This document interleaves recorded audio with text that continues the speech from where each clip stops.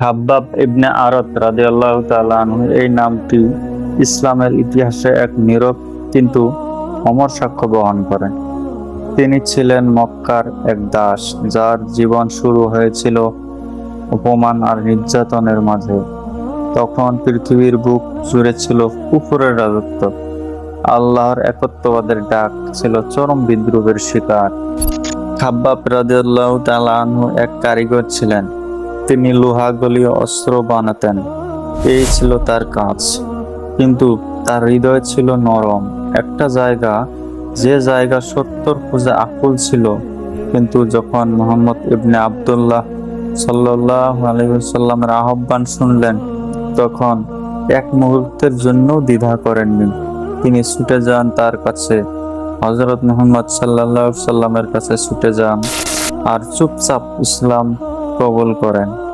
তিনি ছিলেন ইসলামের প্রথম দিকের সাহাবীদের একজন, ষষ্ঠ ব্যক্তি যিনি ঈমান গ্রহণ করেন।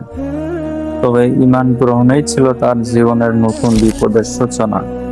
কারণ তিনি ছিলেন এক দাস, তার কোনো স্বাধীনতা ছিল না। রক্ষা করার মতো পরিবারে তার কেউ ছিল না, সমাজে তার কেউ ছিল না, কোনো অবস্থান নেই তার। ঈমান তার জন্য হয়ে ওঠে আগুনের পথ। কাফের মালিক উম্মে আনেমার নামে তার মালিক ছিল একজন কাফেরা। তার ঈমানের কারণে তাকে ভয়ানক নির্যাতন শুরু করে। আগুনে গরম লোহার শিক এনে তার পিঠের নিচে রাখা হতো, যেন তার চামড়া পুড়ে হাড় বেরিয়ে আসে। একদিন এত বেশি নির্যাতন করা হয় যে তিনি অজ্ঞান হয়ে পড়েন। জ্ঞান ফিরে পেয়ে দেখেন পিঠে রক্ত, আগুনে পোড়া দগদগে ঘা, আর মালিকের চোখে দানবীয় উল্লাস। এই অবস্থায় একদিন তিনি সাহস করে গিয়ে রাসূলুল্লাহ সাল্লাল্লাহু আলাইহি সাল্লামের সামনে দাঁড়ালেন। কাঁদতে কাঁদতে বললেন, ইয়া রাসূলুল্লাহ, আপনি কি আমাদের জন্য দোয়া করবেন না? আল্লাহর সাহায্যের জন্য আপনি কি দোয়া চাইবেন না? আমরা তো মার খেতে খেতে শেষ হয়ে গেলাম, আপনি কি আমাদের জন্য দোয়া করবেন না? তখন একটি খেজুর গাছের ছায়ায় বসেছিলেন নবী মুহাম্মদ সাল্লাল্লাহু আলাইহি সাল্লাম। তিনি চোখ তুলে তাকালেন, তখন তার চেহারায় ছিল কঠোর দৃঢ়তা। তিনি বললেন, তোমাদের আগে এমন লোক ছিল যাকে মাটির মধ্যে পুঁতে রাখা হতো এবং করাত দিয়ে তাকে দ্বিখণ্ডিত করা হতো, তবুও তারা দিন থেকে 1 ইঞ্চিও সরে যায়নি। তারপর তিনি আশ্বস্ত করলেন।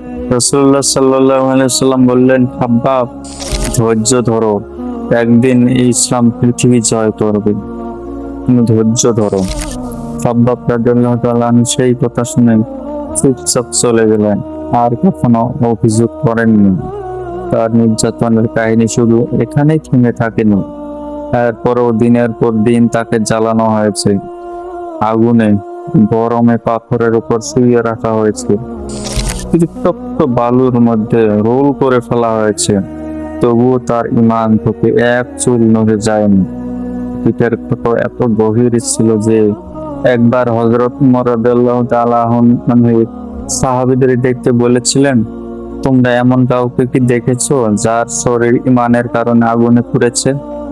তারপর তিনি খাব্বাব রাদিয়াল্লাহু তাআলা আনহুকে ডেকে আনলেন এবং বলেন, এই মানুষটিকে দেখো, এই হলো ঈমানের আসল মূল্য। খাব্বাব রাদিয়াল্লাহু তাআলা আনহু শুধু একজন নির্যাতিত সাহাবী নন, হযরত খাব্বাব রাদিয়াল্লাহু তাআলা আনহু তিনি ছিলেন গোপন শিক্ষকও। যখন হযরত উমর রাদিয়াল্লাহু তাআলা আনহু তখনও কাফের ছিলেন, তখন তার বোন ফাতেমা ও ভগ্নিপতি সাঈদ রাদিয়াল্লাহু তাআলা আনহুকে কোরআন শিক্ষা দিচ্ছিলেন খাব্বাব রাদিয়াল্লাহু তাআলা আনহু। ঠিক সেই মুহূর্তে উমর ঢুকে পড়েন। তিনি রেগে যান এবং বোনকে মারধর করেন। তখন তার বোনের মুখে ঈমানের শক্ত কথা শুনে তিনি থেমে যান। এরপর খাব্বাব রাদিয়াল্লাহু তাআলা আনহুর সামনে এসে বলেন, হে উমর, আল্লাহ তোমার জন্য দরজা খুলে দিয়েছেন। তারপর উমর রাদিয়াল্লাহু তাআলা আনহু কাঁদতে কাঁদতে ইসলাম কবুল করেন। সেই গোপন শিক্ষকের ভূমিকাও ছিলেন এই সাহসী মানুষটি। খাব্বাব রাদিয়াল্লাহু তাআলা আনহু পরবর্তীতে হিজরত করেন মদিনায়। তিনি বদর, উহুদ, খন্দক হুমায়ুনের মতো গুরুত্বপূর্ণ সব যুদ্ধে অংশগ্রহণ করেন। যুদ্ধের ময়দানে যেমন ছিলেন সাহসী, তেমনি রাতের অন্ধকারে ছিলেন আল্লাহর ভীতিতে কাঁদা একজন ইবাদতকারী। তিনি কখনো নিজেকে শ্রেষ্ঠ ভাবেননি, বরং সবসময় করতেন তার দুনিয়াতে দীর্ঘজীবী হয়ে যাওয়া নিয়ে। তিনি বলতেন, আমরা যারা প্রথমে ঈমান এনেছিলাম তাদের অনেকে শহীদ হয়ে গেল কোনো দুনিয়ার সুখ না পেয়ে, আর আমি এখনো বেঁচে আছি, জানি না এটা পুরস্কার নাকি ফিতনা। তিনি কাঁদলেন এই ভেবে, আল্লাহকে কি জবাব দেব।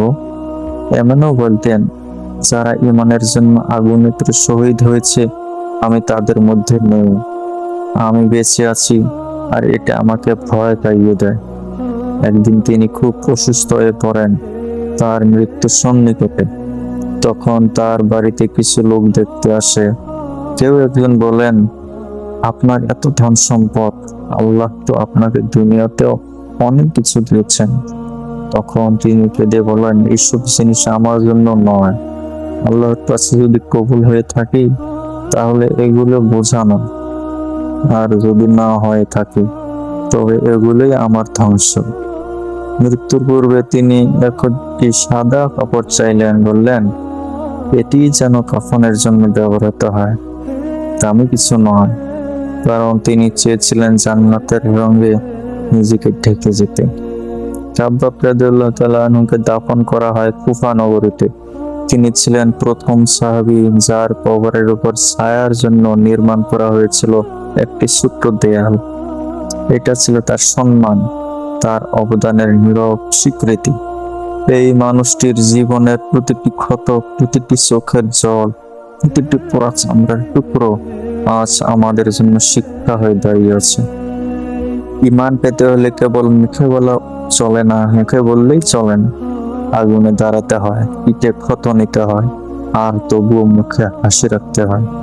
খাব্বাব রাদিয়াল্লাহু তাআলা আনহুর জীবন বলছে, ঈমান কেবল একটা বিশ্বাস নয়, এটা একটা বিপ্লব।